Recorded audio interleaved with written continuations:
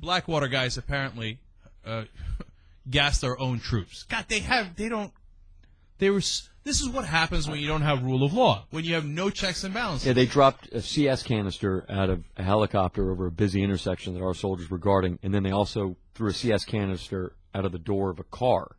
So it was from two angles. So afterwards they said it was an accident, that they meant to throw regular smoke, but you can't have both parties throwing CS and act like it was a mistake. My favorite is the quote from the American Army captain on the scene.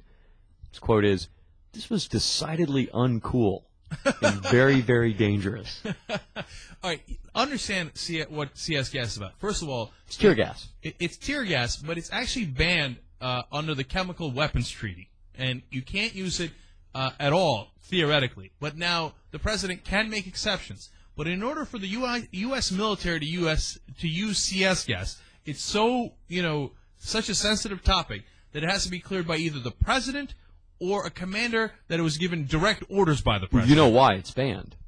Why is that? Because when it first hits you, you don't know what it is, and it'll show up on your you use chemical tape and sensing kits, and it's going to say it's a blister agent or a nerve agent, or you're going to think it's something else, and in that first 30 seconds, you're going to think you're under a nerve gas attack or a blister agent attack, and you're going to respond with overwhelming firepower.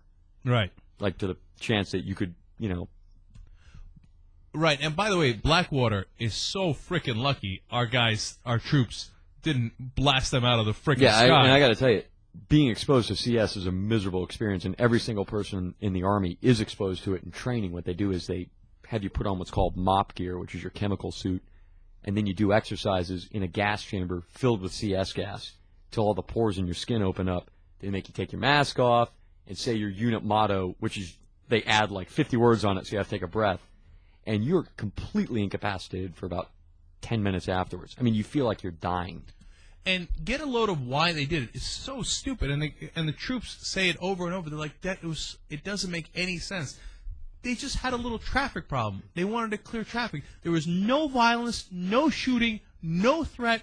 These guys, they have CS gas that is such a terrible thing to use, especially because it leaves the Iraqis with the impression that you're using chemical weapons on them, right? Let alone our own soldiers who would think that. Yeah, and why did our troops hate the Blackwater guys and the private contractors? Because of stuff like this, right? And they do it with impunity. They're but also, I don't buy that excuse. They got a convoy coming through, because throwing CS gas is not the best way to clear a road. That's exactly what it says in the article. It's a way to be a jerk. The troops say, well, if you wanted to clear the road and you threw CS gas, you know what everybody's going to do? They're going to stop. Of course you can't clear a road that way. In fact, you can't.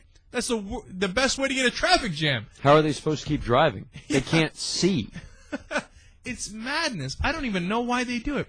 But one of the reasons is because they think, well, we're above the law. What difference does it make what we do? And when they asked Blackwater about this, they said, well, technically in our contract, it didn't say we can't use CS gas. So we gassed the U.S. troops. If you're not tired of this, and the Republicans are pro-troops, please, we got to stop these private contractors. They're totally out of control. They're not pro-troops. They're pro-vindictive use of force, and that's what Blackwater represents.